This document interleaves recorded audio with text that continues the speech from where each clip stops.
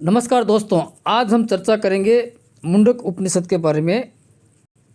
बिल्कुल सरल भाषा में आपको आसानी से समझ में आ सके। मैं अपनी तरफ से पूरी कोशिश करूंगा कि आपको ये पूरा समझ में आ जाए। तो दोस्तों, मेरे चैनल को लाइक कीजिए, सब्सक्राइब कीजिए और ज़्यादा से ज़्यादा लोगों तक शेयर करो, ताकि सभी लोगों को हमारे धार्मिक ग्रंथ है उनमें क्या लिखा गया है, शरीर के बारे में, आत्मा के बारे में, चेतना के बारे में और मन के बारे में, और इनका आपस में क्या संबंध है, ये आप जान सको और अपने जीवन में इनका अनुभव कर सको। क्योंकि चेतना केवल अनुभव करने वाली ही शक्ति है, इसको हम अपनी आंखों से कभी भी नहीं देख सकते। तो आज हम इस उपनिषद के बारे में विस्तार से चर्चा करेंगे। क्या आपको पता है उपनिषद कैसे लिखे गए हैं? उपनिषद एक्चुअल में लिखे हुए नहीं हैं। जो हमारे बड़े बड़े ऋषि मुनि थे, उन्होंने अपने तप, योग और ज्ञान और अनुभव से जो ब्रह्मांड के बारे में जाना था, वही उन्होंने अपनी शिष्यों को उनकी शिक्षा दी थी। आगे चलकर उन्हीं शिष्यों में से बहुत सारे शिष्यों ने इन उपनिषदों की रचनाएं की थी, जो हमारे लिए बहुत ही उपयोगी है, बहुत ज़्यादा हमारे फ़ायदेमंद चीज़ें हैं। अगर हम अपने जीवन में इनका अनुभव करेंगे तो हमारी लाइफ बिल्कुल ही आनंदमय हो जाएगी। तो आइए चर्चा करते हैं मुंडक उपनिषद के बारे में। मुंडक उपनिषद वैदिक ज्ञान का एक अत्यंत गहरा और उपयोगी ग्रंथ है। ये अथर्ववेद से जुड़ा हुआ है, यानी मुंडक उपनिषद का मूल सार है वो अथर्ववेद से लिया गया है। इसका उद्देश्य मनुष्य को बाहरी दिखावे वाले ज्ञान से हटाकर आत्मा, चेतना और सत्य की ओर ले जाना है। यानी हमारा अधिकांश जीवन बाहरी दुनिया को ही देखता है, उसके भरोसे ही जीता है कि हमारे ये रिश्तेदार है, ये माँ है, ये बाप है, ये भाई है, बहन है, ये फलाने आप ये है ये भौतिक चीज़ें हैं, जैसे गाड़ी हो गया, घर हो गया, पैसा हो गया।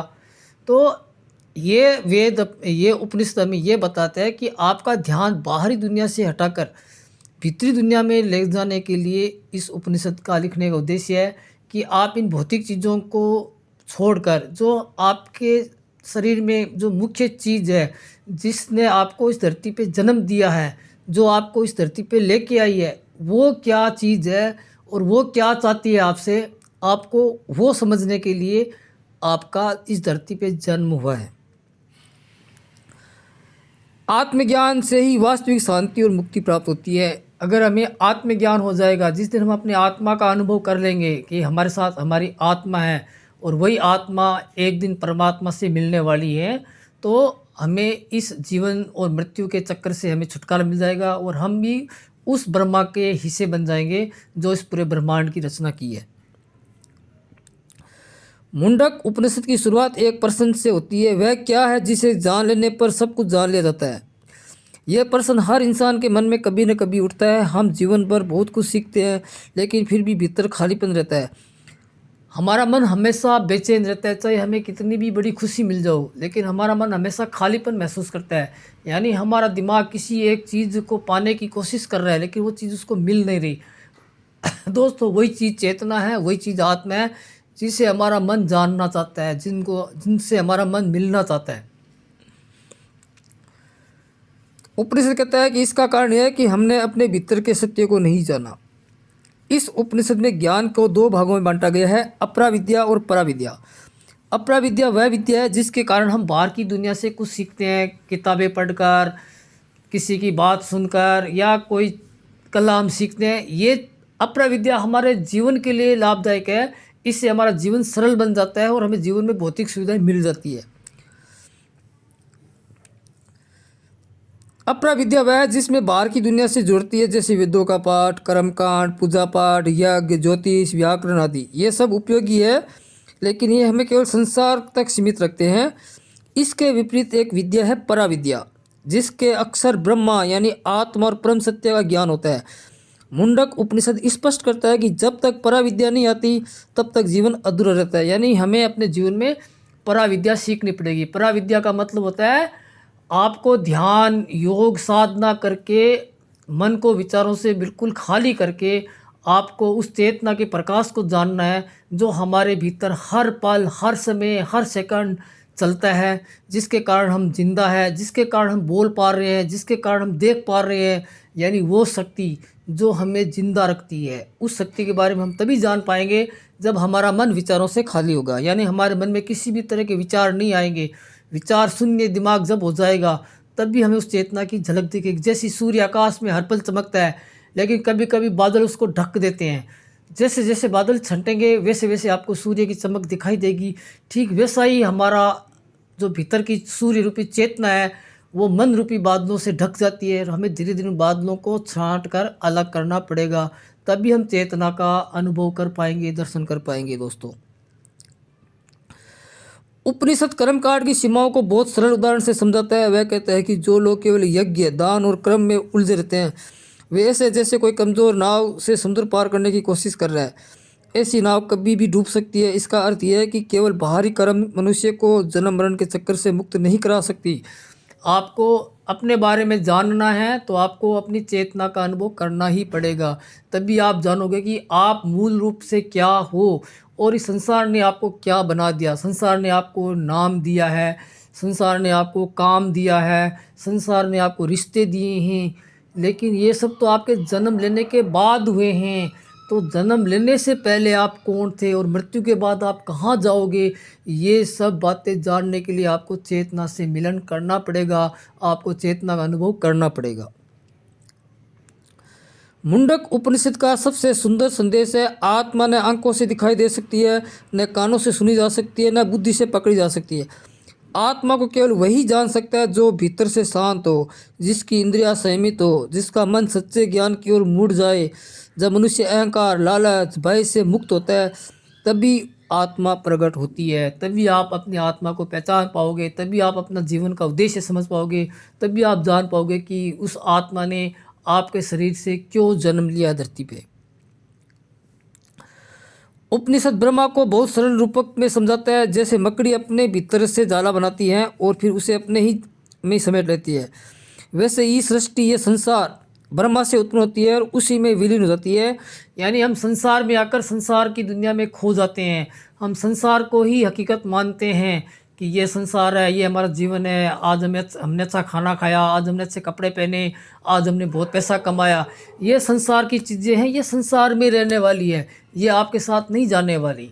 हाँ, इनका आप भौतिक जीवन में आप यूज़ कर सकते हो, अच्छा खाना खा सकते हो, अच्छे कपड़े पहन सकते हो, लोगों को अपना अच्छा दिखा सकते हो, लेकिन हकीकत तो ये है कि आपको एक दिन इन सब चीज़ों को छोड़कर इस संसार को अलविदा कहना है। उसको अलविदा करने के बाद आप कहाँ जाओगे?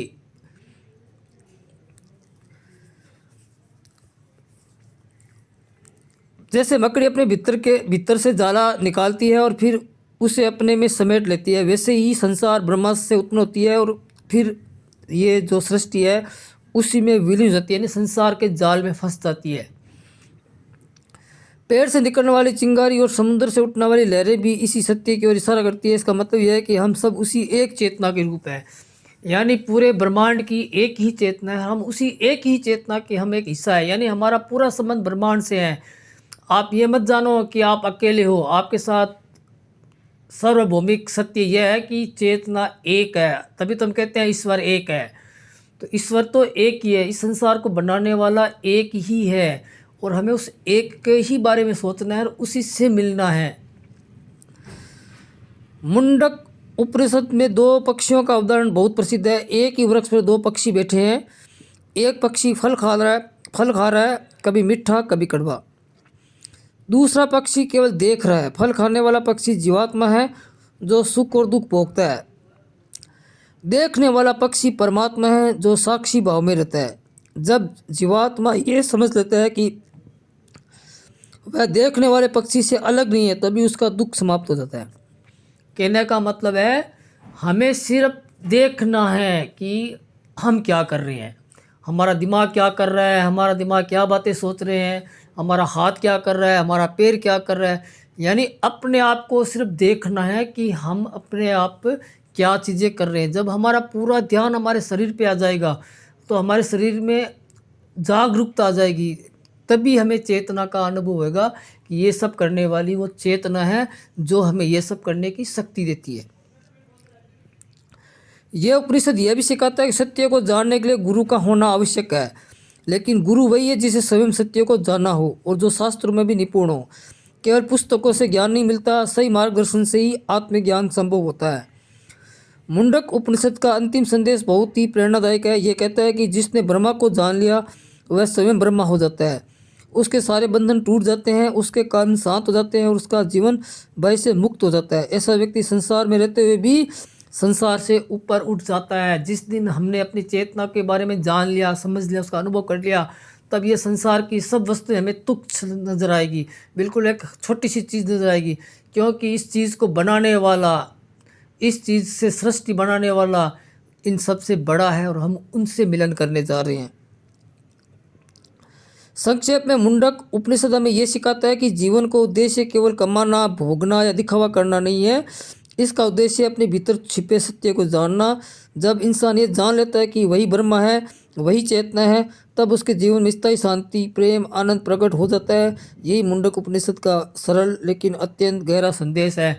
दोस्तों, ये मुंडक उपनिषद का सार आपको कैसा लगा मुझे कमेंट में ज़रूर बताना। मेरे चैनल को लाइक करना, सब्सक्राइब करना और ज़्यादा से ज़्यादा लोगों तक शेयर करना, ताकि हर इंसान अपने भीतर अपनी आत्मा को जानने की कोशिश कर सके। वो जान सके कि ये जीवन जिस चीज़ से चल रहा है वही चीज़ ब्रह्मा है और वही चीज़ हम खुद है। लेकिन हम संसार की माया में इतने खो जाते हैं कि हम अपने आप को ही भूल जाते हैं। तो दोस्तों, अपने आप को पहचानने की कोशिश करो। इस प्रकृति ने आपको किस लिए पैदा किया है वो जानना आपके लिए बहुत ज़्यादा ज़रूरी है। अपनी चेतना को जानना बहुत ज़्यादा ज़रूरी है। तो दोस्तों, कमेंट पे ज़रूर बताना ये जो उपनिषद का ज्ञान है वो आपको कितना अच्छा लगा। कृपया मेरे चैनल को लाइक करना, सब्सक्राइब करना और ज़्यादा से ज़्यादा लोगों तक शेयर करना, ताकि हर इंसान हमारे धार्मिक ग्रंथों में जो चीज़ें लिखी है उनको अपने जीवन में थोड़ा थोड़ा प्रैक्टिकल करके करने की कोशिश करें। मन को शांत करने की प्रैक्टिस करें, ध्यान में बैठने की प्रैक्टिस करें और अपने हृदय की धड़कनों को देखने की प्रैक्टिस करें, अपनी सांसों को देखने की प्रैक्टिस करें। धीरे धीरे जब आप अपने लिए समय निकालने लग जाओगे तब आपकी चेतना धीरे धीरे जागृत हो जाएगी और एक दिन ऐसा ज़रूर आएगा जिस दिन आप अपनी चेतना को जान पाओगे। धन्यवाद दोस्तों।